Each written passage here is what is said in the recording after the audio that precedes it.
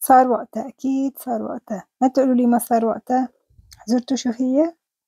أكيد حضرتوها، شوربة الهيليون أو شوربة الشبارجل. أكيد كلياتنا عم نشوف الهيليون أو الشبارجل بالسوق وعم نحتار كيف بدنا نستخدمه مع إنه بنعرف إنه فائدته كبيرة.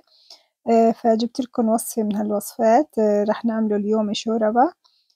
تابعوني مشان تشوفوا المقادير وطريقة التحضير، وإن شاء الله كمان بالمستقبل رح نعمل منه كمان وصفات تانية. بدنا تقريبًا معلقتين زيت زيتون، وتقريبًا كمان معلقة ونص زبدة.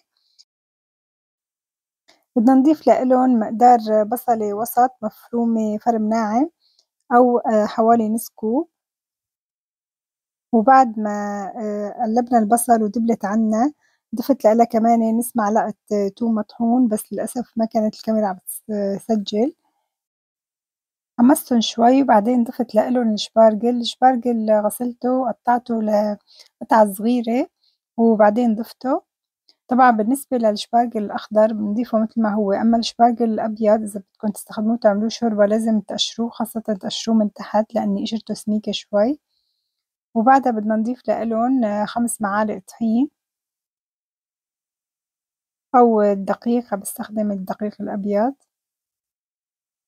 بدنا نحمّص الطحين كتير منيح.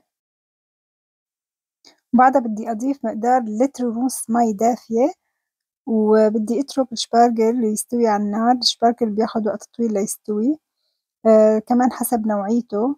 يعني بالعادة أنا بياخد معي تقريبًا ساعة، ساعة وشوي. هالمرّة ما طوّل معي كتير لإني كان عن جد تازة وفريش، أخد أقل من ساعة. بعد ما يستوي الشبارجل يعني نتأكد إنه استوى عنا، بدنا نشيل شوي من قطع الشبارجل ونحطّن على طرف عشان نضيفهم بعدين للشوربة بالأخير. وبعدها بدنا نجيب المكسر نخلط الشوربة. إذا ما عندكم مكسر فيكن تستخدموا الخلاط الكهربا. بدنا نرجّع قطع الهيليون اللي سبق وشلناهن، وبدنا نضيف للشوربة رشة فلفل أسود. وبعدها ضفتلها حوالي كاسة حليب، فيكن تستبدلوا الحليب بالكريمة أو فيكن تستبدلوهم اثنيناتهم بالقشطة حسب المواد المتوفرة عندكم في البيت. وأنا ضفتلها كمان معلقة بودرة خضار، وهذا الشي اختياري بيرجع لإلكن. هيك صارت الشوربة جاهزة، ما بدها أكتر من هيك، صار فينا نقدّمها. طبعًا نسيت أخبّركن إنه تدوقوا كمان الملح تبعها وتحطّوا الملح حسب الرغبة.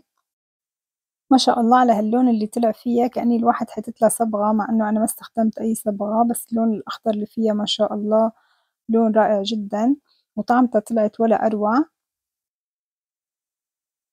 شايفين قطع الشبارجل فيها كيف طالعة، اللي بيحب فيها يضيف عليها ليمون. شوربة صحية وطعم ولا أروع.